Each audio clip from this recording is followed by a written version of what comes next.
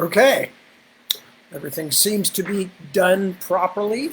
So, good evening, or good morning, or good afternoon, depending on where in the world you are. Uh, where's Williams? That could be a new game we could play. Where's Williams? Actually, I'm always in the same place, so it's more like where is Williams listenership? Anyway, greetings, my darlings and my hamburgers. Lovely to see you all again. It's been an interesting day here, not for any particular out of the ordinary reason, I assure you. Oh, look, there's already people lining up. Hello, Jared. Hello, Jerry. Hello, Becca. Hello, Timothy. Hello, Alexis. Hello, Kelly. Hello, Mike. Um, yeah, it's been I mean, the political news has been horrifying, but I try to keep this politics free, so I won't go into that. Then my local sports teams, my local sports ball teams, as the non-sportsy refer to them, had three possible games today. They lost all of them. So, that's always good on a Sunday because, you can't help it. It's like Sunday, games are on, you put the TV on, and every time you look at it, there's something ghastly happening. But other than that, we're fine. The air quality is a bit improved here. The sky is no longer Mordor orange. You don't smell as much smoke in the air, so that's all good. The family continues well. Pets alive. I mean, they're all doing okay. Hello, Barbie Ann. Nice to see you. So I don't have a whole lot of real stuff in the real. Well, I have a lot of stuff in the real world to complain about. I don't have a lot of stuff in my personal world to complain about. Sports is sports, Sports is what we do because it doesn't really matter that much, and we can get worked up and upset, and it's just sports. It's fun when it's fun. It's miserable when it's miserable. An interesting thing about it, the very fine English writer Nick Hornby, who's one of my favorites, his very first book was called Fever Pitch. It was made later into a movie that had nothing to do with the original book at all. I think they essentially just bought the title. But for him, it was a book about growing up as a fan of the Arsenal, the Gunners, the Arsenal, the London football team, which was sort of my London football team also, because that's where I lived, was in Highbury. But anyway, but the thing that struck me and struck a chord in me about being a sports fan was that he talked about, when he was a kid and he went to his first match, and he was just in terror the whole time that bad things would happen, that his team would lose, but every single mistake was terrifying and all that stuff. And I also have read other places that, that sports is much tougher on fans than it is on the actual players, because the players, it's their job. They're going to get paid no matter what. And more importantly, they know that winning and losing is part of the game. So not that they're crazy about it when they lose, but they at least have some agency. And agency is important, by the way. That's something to think about in this day and age where people all over society are crying out for greater agency. Wanting to have the same rights to influence things as other people, to be treated with the same care that other people are treated. But back to sports for a second. So that's the whole weird thing about being a sports fan, is there's nothing you can do. You can scream at your television or your radio. Doesn't matter. It's not going to change anything. Nobody's listening to you, and even if you had something useful to say. So when it's a bad day like today, it's just kind of like somebody is just holding you down and hammering on important bits of your body with something heavy, just crunching you over and over again, which, then makes you wonder why you do it. And in fact, I think one reason we do it is because it's a form of stress release, that like it's a war, but it's not really a war. Nobody is going to get killed. People who fall will get up again next week and do it some more, or later in the week, or depending on which sports ball moment you're enjoying. But it is funny how strongly it affects you if you're a fan. Those of you who are not sports fans, don't worry. I'm not going to spend the whole night tonight talking about sports. And you notice I'm not even using specifics. because I realize that, like many of my other fascinations, like comic books or rock and roll music trivia, that it only rarely does it transcend whatever the thing is itself and become something important or provide an interesting metaphor. But there is that metaphor that occurred to me and that I completely agree with Nick Hornby.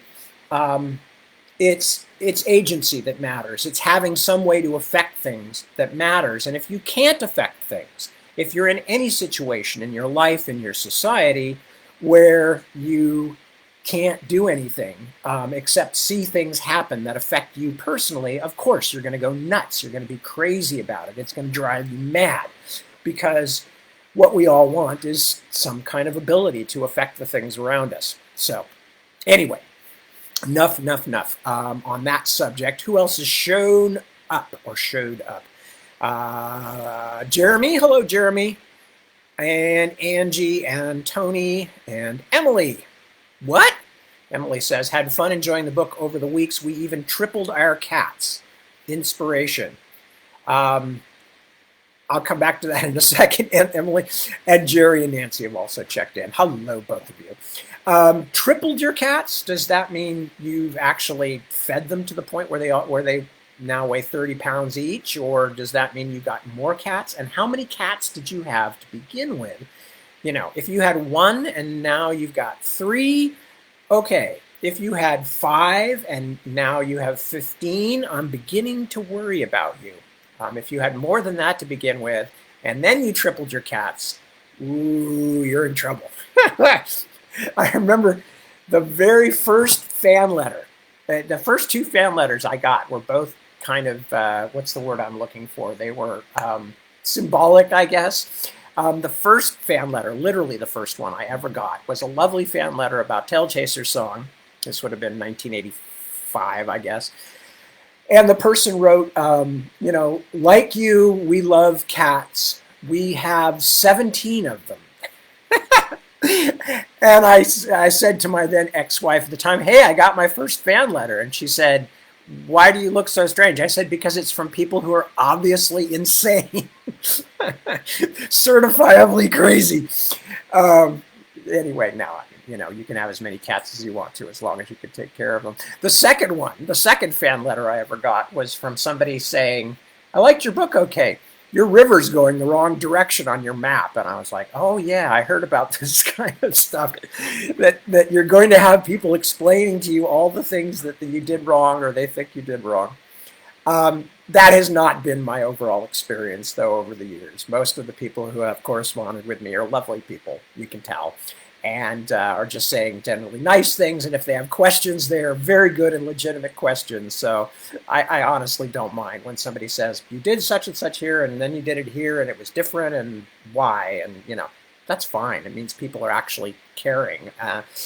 And for somebody like me, who's kind of a freak about consistency and all that sort of stuff, it actually just sort of reinforces the stuff that I'm obsessed about anyway, which is trying to create a believable world without, changing things or bringing in new rules at the last second or whatever, and to try and establish the creation of a fictional universe all through the process of the story, so that you always feel it's taking place in a real world that existed before the story began and will continue to exist after the story ends, and et cetera, et cetera.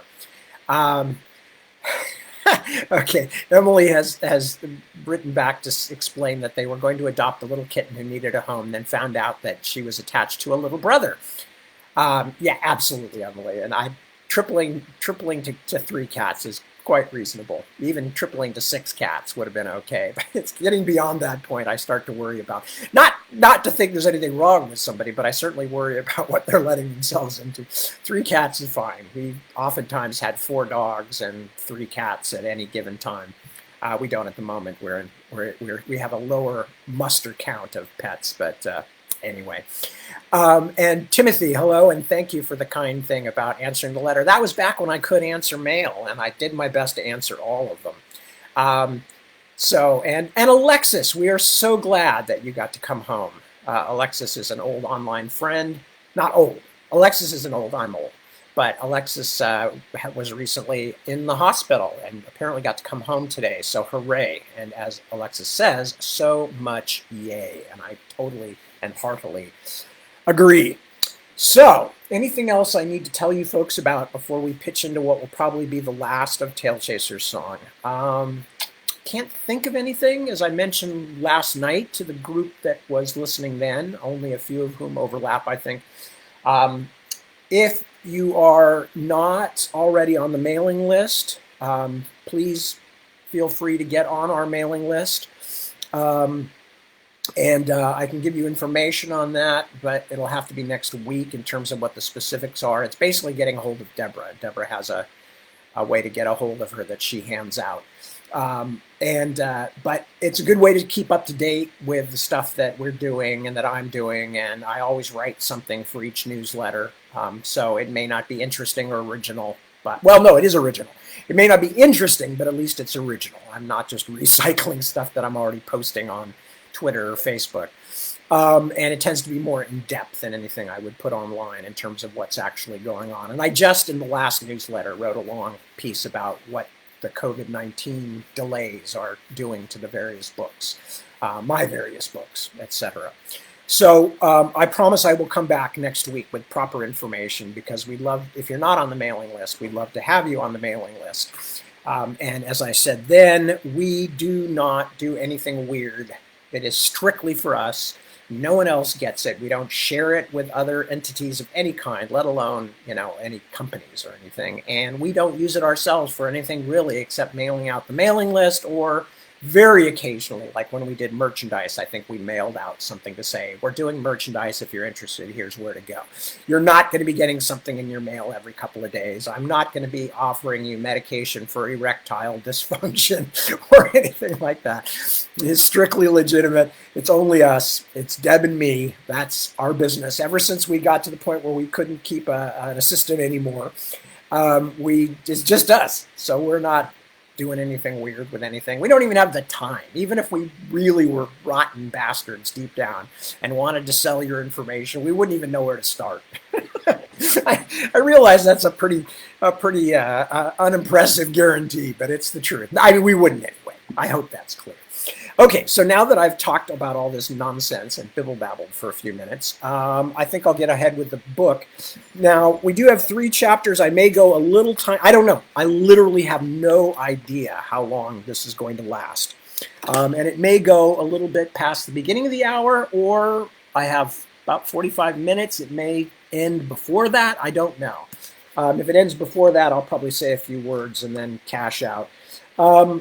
But I really have no idea. But I will finish it now, because we're down to the last 30 pages or so, something like that. I don't know. Yeah, approximately 30 pages, a little bit less.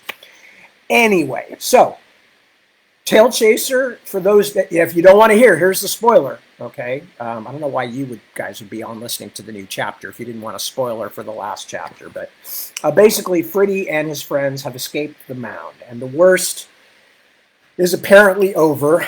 Friddy has finally gotten to see his friend Pouncequick, who seems well in almost all ways, except he's become strangely philosophical, and he actually lost his tail in the fight that he and Roof Shadow had with Scratchnail at the very end, before the mound collapsed.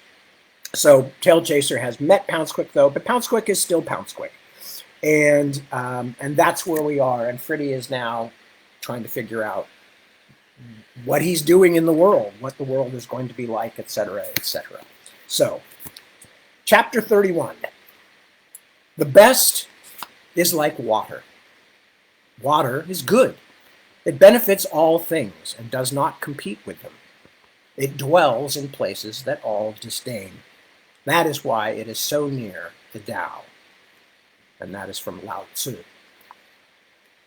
While his body slept, packed snugly between Pouncequick and Roof Shadow, Tailchaser met Lord Tangalore in the darkness of the dream fields. The legs of the firstborn smoldered with rosy light, and his voice was music. "Greetings, little brother," said Firefoot. "I find you in better spirits than when we last spoke." "You do, my lord." Why have you not then set out to finish your quest? I have told you where you may find what you seek. Your troubled Ka tells me that you need to discover this resolution. In the shadowy spaces of sleep, Pretty heard the truth in Firefoot's words. I suppose it is only because of my friends, he said. I fear they will need me. A low, pleasant laugh welled up from the firstborn. My little brothers and sisters are strong, Tailchaser. Our folk do not let love bind them that way. The strong meet in strength. The shadowed form of Tangalore began to fade away, and Frey cried out, Wait! Forgive me, Lord, but I would like to ask you another thing. By my mother, laughed the firstborn, you have grown passing bold, young Tailchaser. What would you know? The mound. What happened there? Is Heart-Eater gone? The presence of Firefoot was suddenly all around him, comforting and tangible. His power is broken, little brother. There was nothing left of him but hatred anyway. He had festered in darkness too long. He had no other purpose. Blind and immobile, he could never have come up from below the ground. The sun would have burned him away. Do you mean there was no danger then to our fields? Fritty asked, confused. Firefoot's singing voice grew serious. Not that at all, little cat. There was great danger. His creations were all too real. The Ficos itself was a creation of pure hatred, birthed to go where he could not, above the ground, to stalk crookedly beneath the sun. Oh, yes, it was fell indeed, and would have made the daylight fields a horror that Heart-Eater's children alone could have trod with impunity. And even if they themselves could not, what did my brother care, so long as no other of Mirslar's creatures could savor the sweet steps of the earth dance? The voice of Firefoot was growing faint now. Fritty had to prick forward his dream ears to make it out.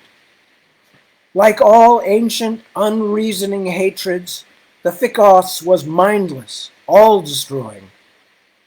If I had not been brought back from the outer reaches, it would have been beyond the power of the bravest folk to halt it. Lord Firefoot, Fritty called after the vanishing dream, Pouncequick said that your brother was freed. Lord Viror suffered for eternities, murmured the fast-dwindling spark of red. Now the balance has been set right. Look to the skies, little brother. Good journeying. Fritty sat bolt upright. On either side, his companions protested sleepily. Craning his neck, he gazed up into the sable sky of the final dancing. Look to the skies, Firefoot had said. Fritty's spirit sang with the wonder of it all. Above the Uaward horizon, couched like a dewdrop on the petal of a black rose, gleamed a star the Tailchaser had never seen before. It burned and shone, a white fire against the belly of Mirslar. Roof Shadow was going back to First Home with Pouncequick. I wish to see him safely there, at least, she told Fritty as they took a final walk together. Also, if any of my clan escape the destruction of Vastmir, they will return to our lands in northern Rootwood. I wish to see if any of them yet live. Fencewalker's party was setting out for the seat of Sunback at Sun Next. The chill winds of winter had resumed. Snow had begun to creep back over the cooling outskirts of the mound. If I did not know already of your desire to finish your quest, said Roof Shadow, stopping to look into Fritty's eyes, well, then I would ask you to come with me. But I know you cannot. As she spoke, Tailchaser watched her proud, fine face. Her whiskers caught the morning brightness. I know that Pouncequick may be less needy of our attention than we suppose, said Fritty kindly. I wish I could come with you. It seems strange that our adventures should end this way. Roof Shadow continued to hold Tailchaser's eye. He felt a deep love for this she-hunter who would not spare her own feelings. "My name is Thyrsa, Roof Shadow," she said quietly. Surprised, Tailchaser felt his heart beat several times in the silence. She had told him her heart name. Mine is Pretty, Tailchaser," he said at last. "All Mother keep you, Fritty. I will think of you often. I hope I can see you again one day, Thyrsa." Her heart name. He did not even know Hushpats. All the long walk back, Tailchaser's thoughts swirled in confusion. Prince Fencewalker, impatience treading close in his paw prints, walked back and forth, calling out directions and suggestions. "Come now! Enough grooming, lads! Finish that up and bend a leg, Paw Gentle. Time to take to our traveling paths." Many folk milled about the prince. The long march back to Rootwood was about to begin. Fritty had already said his farewells to Fencewalker and the others. The prince had given him an affectionate headbutt, saying, "Traipsing off again, are you? Traipsingest little whisker washer I ever knew. Well, be sure to come see me at the court. We'll bend the ears of those sit-on tails then." Quiverclaw, who was setting out for the Thane meet that would name the successors of those fallen in the mound, had also stopped to say a fond good journey. Now Fritty sat with his two closest friends and was suddenly tired of leave-taking. Sniffing Roof Shadow's cheek, he rubbed his face against her warm, soft fur and said nothing. "I will not say I hope to see you, because I know I will," said Pouncequick. With all his newfound insight, still the little cat looked forlorn. Tailchaser relented and nuzzled him for a moment. "I'm sure I will see you both," he said calmly. "Very foul, my two friends." Fencewalker was bellowing final instructions to the assembled folk. There was a great murmuring. Tailchaser turned away and walked back toward Ratleaf Forest and the resumption of his own journey. The cold breeze rattled the branches. Beyond the fringes of the now dwindling thaw, Ratleaf was still winter-deep in cold. A solitary figure in the endless whiteness of the forest, Tailchaser wondered about the transfiguration of his small friend Pouncequick. His thoughts were accompanied only by the soft plishing of his pads denting the snow mantle. Pouncequick had changed. Although he could still caper and play as a youngling was expected to, and although he certainly hadn't lost his kittenish appetite, still there was a quality of innocence no longer present. Several times, while watching little Pouncequick talk like a grizzled elder, his tiny body foreshortened by the length of a tail, Fritty felt a wave of deep, inexplicable sadness. The lost tail did not seem to bother Pouncequick as much as it did Fritty. The idea of his small friend being mauled and torn by Scratchnail disturbed him greatly, and he worried the thought like a slow-healing wound. "It's very strange, Tailchaser," Pounce had told him, "but it feels as though it's still there. I don't miss it. I can feel it right this moment, curling behind me. I can even feel the wind on it." Tailchaser had not known what to say, and the youngling continued, "In some ways it's better now. What I mean is, well, since I can't see it, and nothing can happen to it, it's perfect, pure, and it always will be, too. Can you sense what I mean?" Fritty had not been able to that day, but now, padding quietly through the great forest, he began to understand. Days passed with the sameness of one tree to another as Fritty moved vaisonward through Ratleaf. The words of the firstborn led him on. "Follow your nose to your heart's desire," Firefoot had told him in their last moment in the mound. "Through the great forest, with the sunbirth in your eyes. Your way will lead you out finally, and across the Paw Dab marshes to arrive at last on the shores of Kusef, the big water. You will follow the shore until you see a strange hill that shines at night. It rises from the waters themselves. This is the place that the man calls Villa on Mar, and there you will find what you seek. Now the cycles of day and night, traveling and sleeping, all the other hunt marks of the world above ground, came back to Tailchaser. He had only himself to hunt for, and only himself to be responsible for.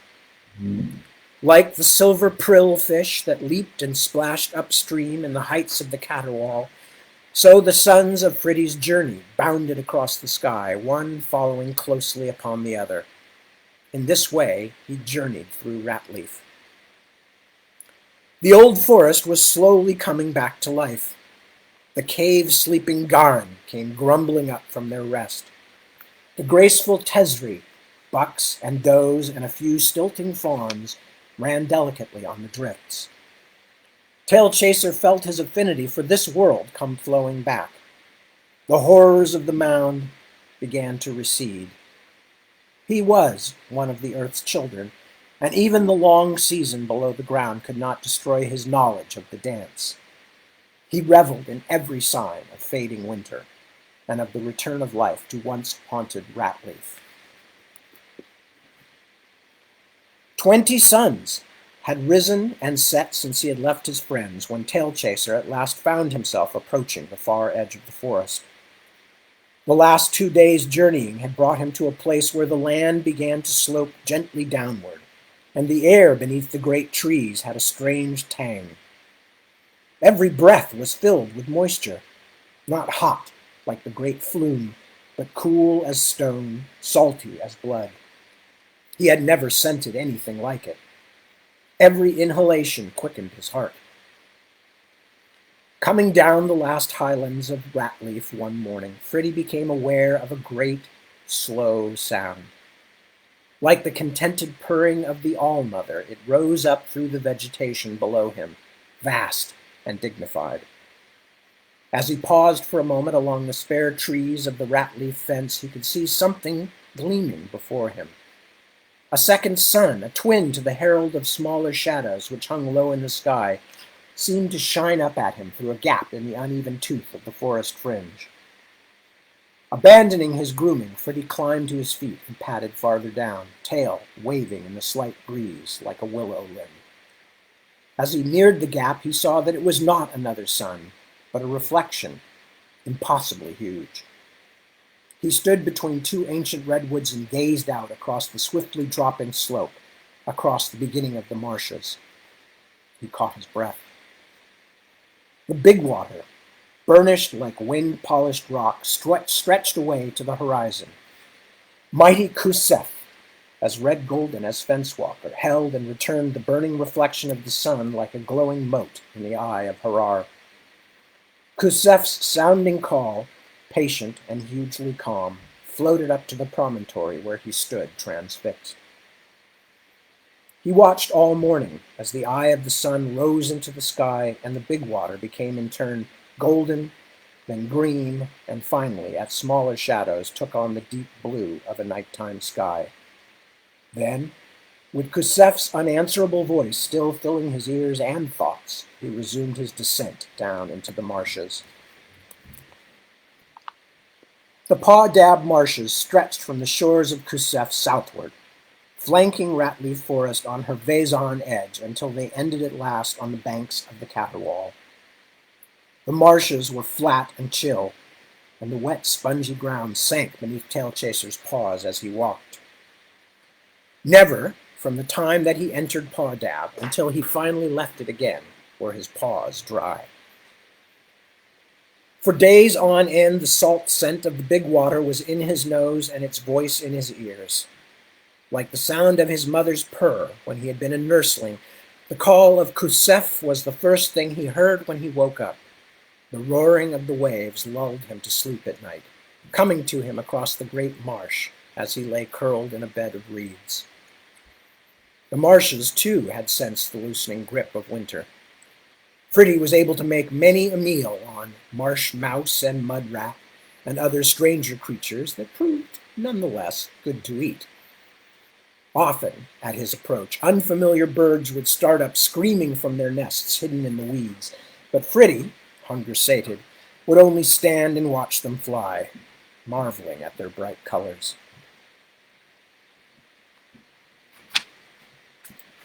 At the end of a fading afternoon, a successful hunt behind him, Fritty found himself walking beside a large, still pond that lay in the midst of the marshland, hemmed all about by tall grasses and reeds. The failing sun had turned the kusef golden in the distance, and the pond itself seemed a pool of still fire. Crouching down, Tailchaser scented the water. It smelled of salt. He did not drink. Fresh water was scarce on the Pawdab. Although he was well fed, he was often thirsty. Now, leaning over the pond, he saw a strange thing. A cat, dark-furred but with a star mark like his own, looked up at him from underneath the water. Surprised, he leaped back, and as he did, the water cat took fright also and disappeared. When he moved slowly back, the other peered cautiously up at him through the still waters. His hackles, standing, Tailchaser hissed at the stranger, who did likewise, but as he crouched, a rock dislodged by his paw fell into the pond. Where it struck, circular ripples marred the surface of the pond water in an ever-widening ring. Before his eyes, the water cat fell to pieces, floating shards, and was gone. Only when the face of the stranger reformed, wearing a look of astonishment matching his own, did Fritty realize that it was no real beast, but a spirit or water shadow that mimicked his every movement. "Is this what I look like, then?" he wondered. "This slender youngling is me?" He sat for a long while, staring silently at the pond Fritty, until the sun's final disappearance blackened the surface of the pool. Mirslar's eye appeared above, and the air was filled with a busy chaos of flying insects. As if he were dreaming, he heard a sound, a low sound, above the distant murmur of the big water. A voice was raised in droning song, an odd voice, deep yet small, charged with odd dissonances. "Around it goes, then up and around, around. Bugs blackly, bleakly bring the blinded, sing the sound. Hope, the heart's hearth now harshly, hardly has heard how round it goes round the word." Fritty stood wondering. Who could it be singing such a song in the wilds of Pawdab? He walked quietly through the reeds, circling the edge of the pond, following the voice to its source on the far side. As he crept through the waving stalks, the song rose again. "Goggle, they goggle, glaring at the gleaming goad. As wondering a wander, they walk a widdershins the winding road. Now the nameless notice how, not knowing they had never heard, how round it goes round the word." As the chugging voice failed again, Tailchaser approached the spot that seemed to be its source. He could smell no unusual scent, only the marsh salts and the reek of mud. He waved away a crowd of hovering waterflies with his tail and pushed through the weeds. Crouched at the edge of the pool was a great green frog, throat swelling and shrinking, belly mired in the mud. As Tailchaser approached slowly from behind, the frog did not turn, but only said, "Welcome, Tailchaser. Come to sit and talk." Bemused, Fritty walked around and sat on a mat of broken stems on the muddy shoal. It seemed everybody knew his name and business. I heard your song," he said. "How do you know me? Who are you?" "Mother Rebum am I. My people are old. I am the oldest." As she spoke, she blinked her great eyes. "Here in the marsh, we juggaroom know all. Blood and water, stone and bone. My grandmother sat by this pond eating flies when dogs flew and cats swam. Without changing expression or moving from her crouch, Mother Rebum, as if in imitation of her ancestor, spat out a long gray tongue and, snip, pulled in a gnat. Swallowing, she continued, "Padding paws, I have heard you in my marsh for 5 suns. The foolish seagulls have carried word of you as you walked up and down through the mud fields. Flea and fly will bring back mention of you when you have passed. Nothing that treads the Burgurgan escapes the attention of old Mother Rebum." Fritty stared at the immense frog. Silver eye light dappled her rough back. "What song were you singing?" he asked. Mother Rebum croaked a laugh. Legs straining, she lifted herself. After turning sideways to eye Fritty, she settled back down heavily. "Ah," she said, "a song of power, that was. After the days of fire, the Juggarum used such strong melodies to keep the ocean down in its depth, and the sky hanging safely above. My song was but a small one, though, and not so ambitious. 'Twas meant only to bring you traveler's luck." "Me?" Fritty asked. "Why me? What have I ever done for you?" "Why, less than nothing, my furry pollywog," chugged the frog, amused. "I did it as a service to another, to whom I owed a favor, one older even than Mother Rebum. He who asked me to aid you even walked the earth when Jargum the Great, father of my folk, strode the marshes of the elder world, or so I am told. A powerful protector you have, little cat." Tailchaser thought he could guess the meaning of her words. So, he was still beneath the guardian shadow. The thought took the cold edge from the wind that blew across the salt mere. "Do not think, though," Mother Rebum continued, "to escape entirely free from obligation. Your friend told me that you have been part of the great doings to the northwest. Yes?" Fritty assented. "Good. Then you shall tell me your story, for the feckless gulls have brought me only snatches and shards. I cannot manage Burgurgun, the marsh at the center of the world, in a proper fashion unless I am kept informed of current events in the outlands." The marsh at the center of the world. Fritty smiled to himself and began his long story. It was almost the hour of deepest quiet when he had finished.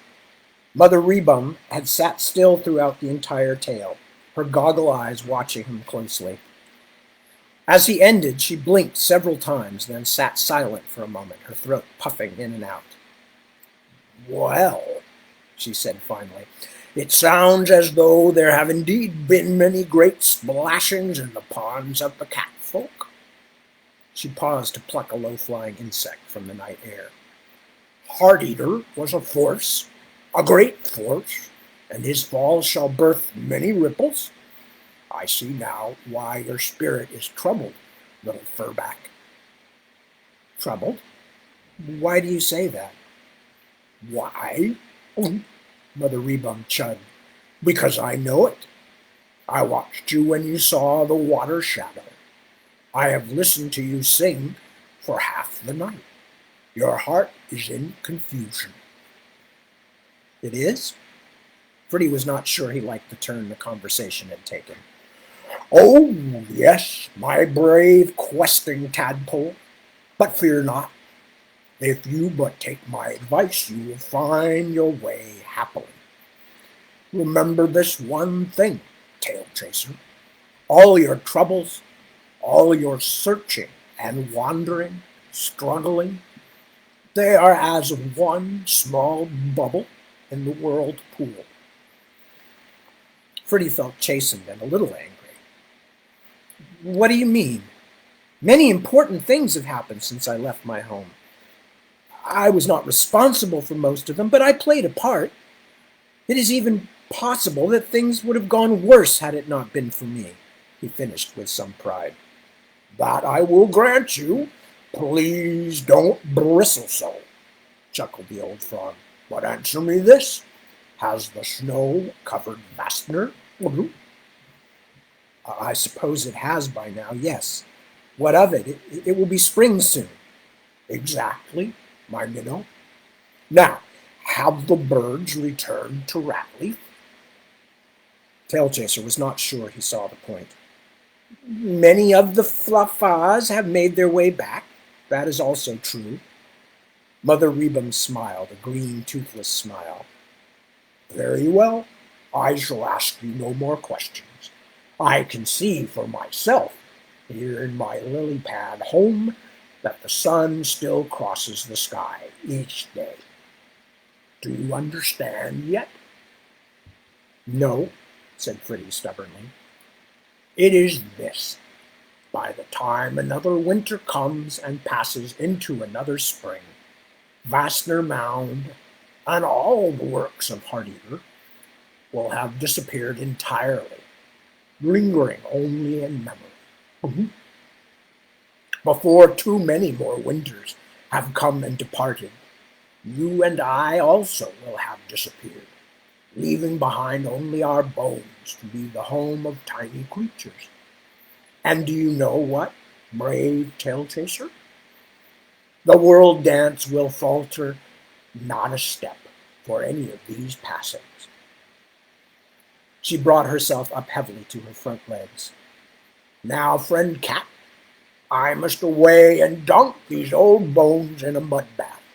I thank you for the pleasure of your company. So saying, she hopped to the edge of the pond, half into the stagnant water, then turned and looked back. Her round eyes blinked sleepily. Never fear, she said. I have woven my song well. If you need help, you shall receive it, at least once. Look especially to things that move in water, for there lie most of my powers. Good luck to you, Tailchaser. With a hop and a splash, Mother Rebum disappeared into the pool. Chapter 32. Wind over the lake, the image of inner truth. And that is from the I Ching, the Book of Changes. During his last night on the Pawdab, Fritty had a long, strange journey in the dream fields. His spirit soared like a flafaz over the hills and trees and waters, the night winds beating in his face. Like the great Akor that nested in the high mountains, he sailed up, up, up. The night belly of Mirslar was his field to travel in where he would. As he sailed, the wind spoke in his ear with the voices of many. Grass Nestle, his mother, Bristlejaw, and Stretchslow. They all called his name in the fierce howl of the breeze. But he flew on, when Pouncequick's voice cried out to him too, not in fear, but in a kind of wonder. As he heard it, he swooped down, hurtling into blackness. The roaring airs became the mad yowls of Eatbugs and Scratchnail. The soft tones of Roof Shadow intertwined with their screams, speaking his heart name over and over. Fritty Tailchaser. Fritty. Fritty. Fritty Tailchaser. Then the rushing sound of the winds changed and became a great ceaseless roar. He was skimming above the big water, so near to it that it seemed he could reach down a paw and skim it in the waves.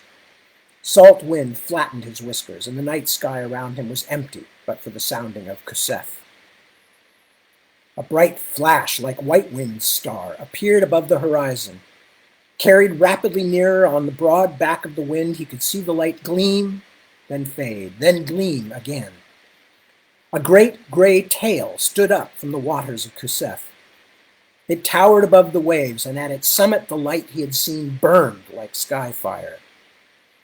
He was rushing toward it, helplessly now, when he heard the voice of Eyeshimmer, the far censor, echo down the wind. The heart's desire is found in an unexpected place. Unexpected. And suddenly, the air currents carried him up again, past the shining light, and the great waving tail sank back down into the waters, extinguishing the glow. And now another softer light was kindling, spreading across the lower edge of the night sky. It was dawn. Fritty sat up in his bower of cordgrass, and the early morning marsh wind came moaning through the stalks and weeds. He stood up and stretched, listening to the night insects singing a final chorus. So Fritty came up out of the marshlands, crossing the tiny stream, a distant relative of the mighty caterwaul, that flowed into the tip of the big water, marking the boundaries of the Pawdad. Sloping up from the shores of Kusef, wind-swept meadows with green turf rose gradually on his right flank. Far away, across the grasslands, he could see the dwellings of man, small and isolated from their neighbors. He was traveling Ueward now, green fields on his right and the gravelly sea strand on his left. Woolly Erunor grazed all about the hummocky meadows. Their fleecy bodies dotted the downs like fat, dirty clouds that had settled to the ground, too heavy to stay aloft. They regarded him incuriously as he passed, this small orange cat, and when he called out to them, they grimaced complacently with yellowed teeth, but did not answer. When Tailchaser first saw the light, he thought it was a star. He had come down from the meadow track to walk along the shore. The eye of Mirslar, rapidly approaching fullness, blued the sand and silvered the waves. By its spirit light he had caught a crab, but had been unable to force the wet and slippery shell. In disgust he had watched it limp away, sideways, as if unwilling to turn its back on him. For some time afterward he had paced hungrily up and down the strand in hopes of finding a more unprotected morsel. Despairing of his ill luck, he had looked up and seen the blossoming glow on the northern horizon. After a moment's glare, it was gone, but as he stared into the darkness, it returned once more. For a moment, it had illuminated the entire night sky. A heartbeat later, it vanished again. Watching raptly, Fritty walked farther up the beach. The unusual star repeated its cycle of brilliance and darkness. The words of the firstborn came back to Tailchaser. A strange hill that shines at night. The spot on the horizon flared again, and he remembered his dream. The tail in the sea, the waving tail with the gleaming tip. What was before him? Dinner on the shore forgotten, he leaped up the rock-strewn slope. Tonight, he wanted to walk. That night and the next, he followed the beckoning light. The morning after, he finally came into sight of the strange hill. As Firefoot had said, it rose up from the midst of the big water itself, far from the gravel beach. It was a man-hill, Fritty could tell. It climbed high and unnaturally straight. It was as white as new snow. Tailchaser made his way out to a wooded peninsula of land that reached out into the sea like an outstretched paw. From its farthest tip, he could make out the island on which the Man Mountain grew. The island sat in the lap of Kusef, rising up from the tumbling waves. Its back was green with grass. Fritty could see tiny Erunor moving slowly on the sward. At the base of the hill thing, which looked more like some great white branchless trunk, crouched a man-dwelling of the kind Fritty had lived near back at the meeting wall so long ago. This was his destination, so close that the scent of the Erunor carried across to him, tickling his whiskers. But between Tailchaser and his heart's desire stood 1,000 jumps of the heaving blue Kusef. Unfolding dark came, and the blinding light sprang forth once more from the top of the man-hill. But Tailchaser felt it as a burning in his heart. 2 more days passed. He remained on the peninsula, balked and frustrated, hunting up what little game he could in the bracken. As he patrolled the shore, thinking and scheming furiously, seabirds wheeled and dove in the sky above him. He thought he could hear their mocking voices calling, "Fritty! Fritty! Fritty!" "You're a bugwit," he chided himself. "Why can't you solve this problem?" He remembered the story that Earnotch had told him in the mound about Lord Tangalore. Well, hurrah's shining tail, he thought. What good does it do me? The Flafas owe me no favors. They hover and laugh at me. He looked across the deep waters. I'm not too sure that I would be able to talk a great fish out of eating me either, he decided. Besides, they must all know of Firefoot's famous trick by now. Depressed, he continued his vigil. On the fourth day since coming to the little tongue of land, he saw something approaching him over the waves. Crouching low in the brush at land's end, he watched as the mysterious object bobbed its way across the Kusef. It looked like half a walnut shell that had been cast away after a Rikchikchik's meal, but it was bigger, much bigger. Something moved inside it. When the shell came nearer to his peninsula, he could see that the moving thing was one of the big ones, a man. The big one was moving two long branches back and forth in the water. The shell, colored as gray as old tree bark, slid past Fritty's vantage point and stopped at last on the shores of a small inlet at the base of the peninsula.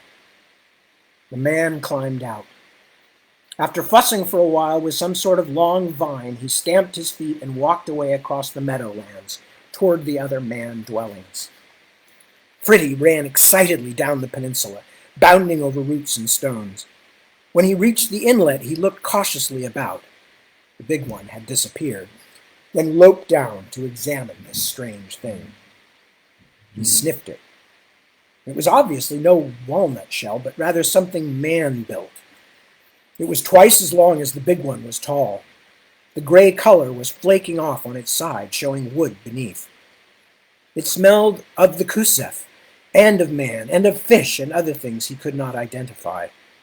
For a long time, Fritty walked around it, scenting its strangeness, then leaped up and inside. He nosed and probed, trying to discover what made it swim like a great gray prill. Perhaps it will swim for me, he thought, and take me across the water. But it only lay on the rocky beach, no matter where Fritty stood or how hard he wished. He lay down on the bottom of the great shell thing. He thought hard, trying to see a way to make it bear him over to the hill that shined. He thought, and all the pondering and the warm afternoon sun made him feel drowsy. He awoke with a start. Disoriented, he looked wildly around but could see nothing but the sides of the swimming walnut shell. Footsteps crunched across the gravel toward him. Groggy and confused, frightened of leaping up and revealing himself to the big one, he dove beneath a pile of rough fabric. It scratched him as he squirmed beneath its comforting heaviness. The footsteps of the man stopped, and then the whole shell was sliding and scraping along the beach. Surprised, Fritty gripped the wood beneath him with his claws. The scraping stopped abruptly, to be replaced by a sensation of smooth motion. Tailchaser heard the big one climb weightily over the edge, and then a regular sequence of creaking and splashing. After some time, Fritty worked up the courage to poke a pink nose out of the enveloping folds of the cloth. The massive back of the man was turned to him. The big one was working the tree limbs back and forth. The shell was entirely surrounded with water. Mother Rebum did say things that move on water, thought Tailchaser. So if I succeed, and am not drowned in this strange nut husk, I suppose I shall have her to thank. He curled up in his hiding spot again, tail over nose, and went back to sleep. Time, he did not know how much, had passed. The shell thumped to a halt. Fritty heard the man rummaging about, but his haven was not discovered. Finally, the man got out and went thumping away. Tailchaser lay silent for a while. Then he emerged to stretch and look about. The island rose up before him. The shell had come to rest against a wooden walkway that stretched a short distance across the water, then ended at a dirt path which wound away up the grassy slope. At the summit of this path, Fritty could see the man dwelling, and looming above it like a white, limbless vacasme, the towering man hill. The sun was still in the sky, and the white hill was dark. Fritty made his way up the uneven path. Grass was springy beneath his feet. He stepped lightly. The wind off the big water that caressed his nose and whiskers made him feel as though he had reached the top of the world. A dark shape detached itself from the bulk of the man nest and with plodding, unhurried steps came partway down the hillside. It was a large dog, deep of chest and heavy-legged. Feeling curiously light-headed and confident, Tailchaser continued his sedate walk up the grassy slope. Puzzled, the Pt.16 tilted his head to one shoulder and stared. After a moment's curious scrutiny, he spoke. "You there!" the mastiff barked. "Who be you? What be you doing?" His voice was as deep as distant thunder. "I am Tailchaser, Master Pt.16. Good dancing to you. And to whom do I have the pleasure of addressing? And whom do I have the pleasure of addressing?" The dog squinted down at him. "Huff so gruff, am I? You did not answer the question. What be you doing?" "Oh, just looking about," said Fritty, waving his tail in a disarming manner. "I just flew over from the other side of the water, and I thought I'd look around. Quite a lovely place, isn't it?" "Aye," growled Huff so gruff. "But you should not be here. Be off you." The dog glowered for a moment, muzzle lowered, then once more cocked his head to the side. "Said you flew?" he asked slowly. "Catch dinna fly." As they talked, Tailchaser had been drawing steadily closer. Now, barely 5 jumps away from the Pt.16, Fritty sat and began to groom nonchalantly. "Oh, yes, some do," he said. "As a matter of fact, my whole tribe of flying cats is thinking of making this spot our new nesting grounds. We need a place to lay our eggs, you know." Tailchaser got up and began to walk in a wide circle around the dog. "Yes, think of it," he said, looking from side to side. "Hundreds of flying cats. Big ones, little ones. It's quite a marvelous idea, isn't it?" He was almost safely past when a deep rumbling snarl issued from Huff so gruff. "Cats cannot fly! I will not have it!" The mastiff leaped forward, baying, and Fritty turned and bolted up the hill. Within a few jumps, he realized there were no trees to climb, no fences to dodge behind. It was open grass to the top of the rise. "Well," he thought suddenly, "why should I bother to run? I have faced worse dangers before and survived." He whirled to face the great mastiff bearing down on him. "Come on, dung sniffer!" Tailchaser howled. "Come and meet a child of Firefoot!" Huff so gruff, in mid-bark, ran unsuspectingly into a faceful of yowling, scratching cat. His deep baying turned to a yelp of surprise as sharp claws raked his jowls. Like a small orange whirlwind, Fritty was suddenly all over the growler, claws and teeth and screeching voice. Shocked, Huff so gruff pulled back, shaking his large head. In that second, Tailchaser was off again, ears back and tail trailing. As the dismayed growler gingerly ran his tongue over his lacerated nose, Fritty reached the man-dwelling. With a leap and scrabble, he was up the low stone wall and onto the thatched roof. Standing at the edge, he let out a cry of triumph. "Don't take the folk so lightly again, you great clumsy beast!" Down on the ground below, Huff so gruff grunted. "Come you down and be eaten, cat," he said disgustedly. "Ha!" sneezed Tailchaser. "I will bring you an army of my folk to settle here, and we will tweak your tail and smack your hanging chops until you die from shame. Ha!" Huff so gruff turned and trudged away with heavy dignity. Fritty walked softly back and forth across the thatch, his heart gradually slowing to its usual pace. He felt wonderful. After some searching, leaning out over the edge, wrinkling his nose, he found an open window underneath the eaves of the roof. He looked carefully around for the growler, but Huff so gruff was many jumps down the slope, nursing his wounds. Fritty sprang down to the stone wall, then quickly back up to the windowsill. He paused for a moment to gauge the distance to the floor inside, wavered on the sill, then leaped down. In the middle of the room, curled in a deep-furred ball, lay Hushpad. Chapter 33.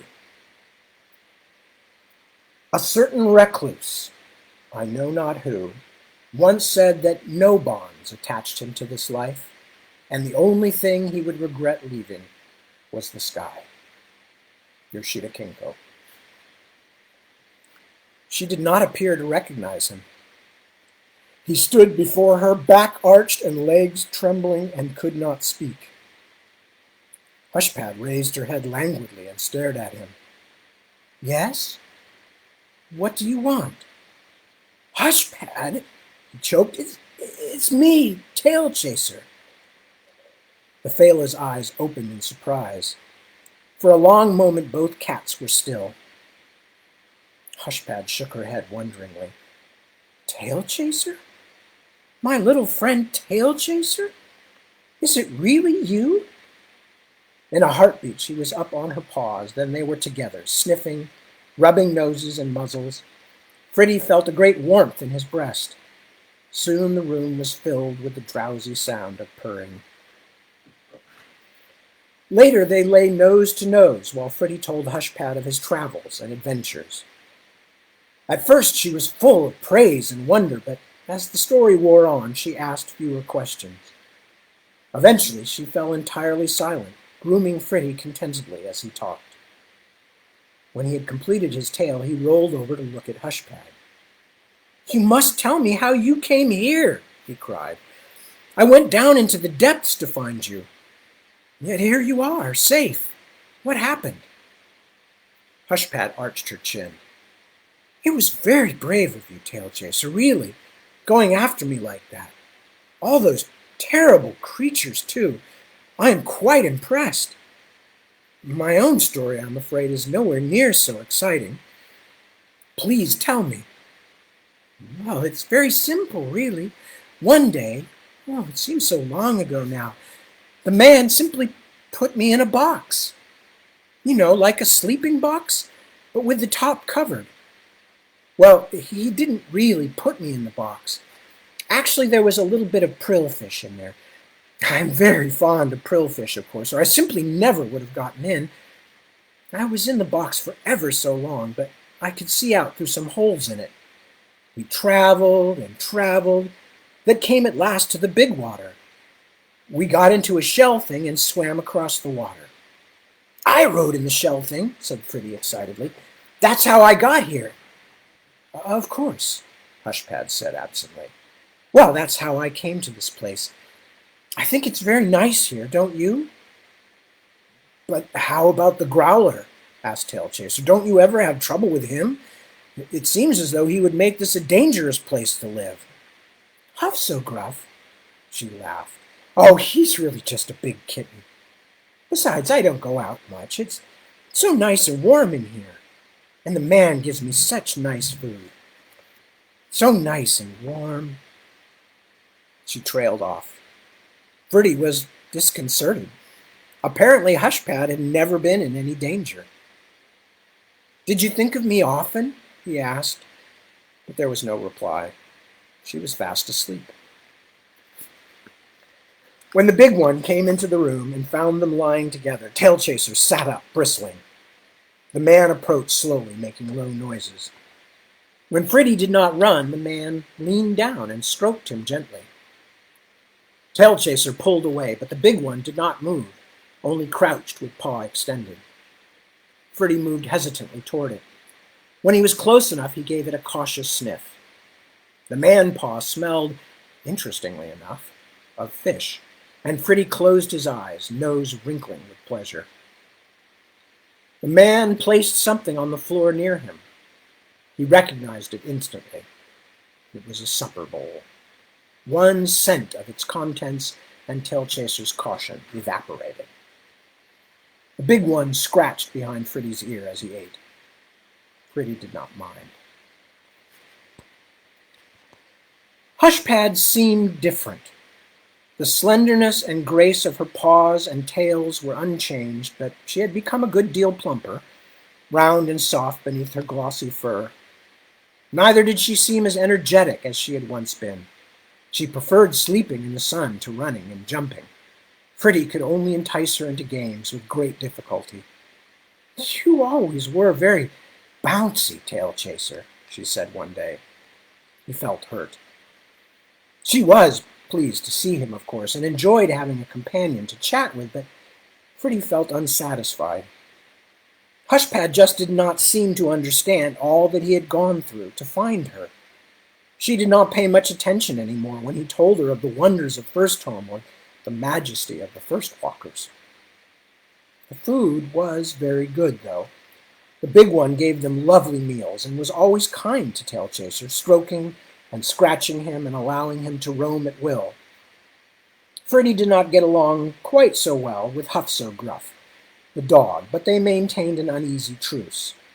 Fritty was careful never to get too far away from shelter. So the days wore on, in the place Firefoot had called Villa on Mar. Each sun was a little warmer than the one before. Flocks of migrating flafas stopped briefly on the island as they passed away to the north, and Fritty had great sport with them, although he was seldom hungry enough for serious hunting. Time passed smoothly as a quiet stream. Tailchaser grew plump himself and restless.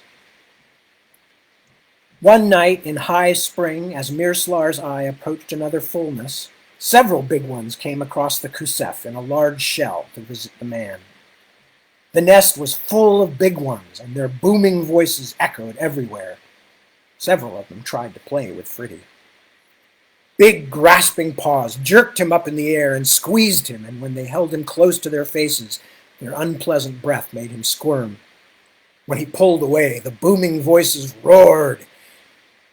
Fritty leaped to the window, but Huff-So-Gruff was stalking sentry outside in an evil temper. Running between the legs of the bellowing, grabbing big ones, Tailchaser retreated to the room where Hushpad lay, curled in sleep. "Hushpad!" he cried, prodding her. "Wake up! We have to leave this place." Yawning and stretching, the Phala looked at him curiously. "Whatever are you talking about, Tailchaser? Leave? Why?" "This place is not right for us," he said excitedly. "The big ones grab us and carry us. They feed us and stroke us. There's no place to run." "You're making no sense at all," she told him coldly. "We are treated very well. They treat us like kittens. This is no life for a hunter. I might as well have never left my mother grass nestle's nest." "You're right," said Hushpad. "You're right, because you're acting like a nervous newborn. Whatever do you mean, leave? Why should I go anywhere? We can hide in the shell, as I did before. We can steal away and go back to the forest, the marshes, anywhere," Fritty said desperately. "We can run where we want. We can raise a family." "Oh, a family, is that it?" she said. "Well, you just put it out of your mind right now. I've had enough of your pawing and sniffing, Skydancer knows. I've already told you I'm not the slightest bit interested in that sort of thing. I'm shocked to see you acting so ridiculous. The forest, indeed? Leaves and burrs in my fur and nothing to eat for days at a time? Weasel and Garin and Harar knows what else? No, thank you." When she saw the hurt, startled expression on Fritty's face, her face softened. "Listen, dear Tailchaser," she said. "You're my friend, and I think you're very special. I think you're just upset. The big ones can be noisy and frightening sometimes. Just stay away from them, and tomorrow everything will be as calm and quiet as before." She rubbed his muzzle with her nose. "Now, just go to sleep. You'll see later that this is all very silly." She laid her head down and closed her eyes. Fritty sat and stared. "Why doesn't she understand?" he wondered. "Something is wrong here. I can feel it." But what was it? Why should he feel as trapped as ever he did below ground? Hushpad mewed in her sleep and flexed her claws. "I should be happy," Fritty thought. Finding Hushpad was my heart's desire, wasn't it? Lord Firefoot said I would find my heart's desire here, on Villa en Mar. Tailchaser walked slowly to the open window and bounded up onto the sill. The great light from the hill above the dwelling cast its bright beam out across the dark waters of Kusef. The air was warm and full of the scents of growing things.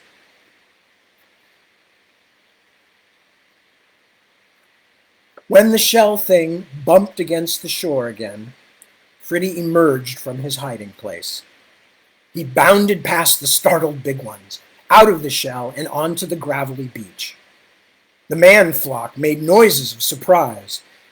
With a flirt of his orange tail, he was up the slope and into the eye-lit meadows.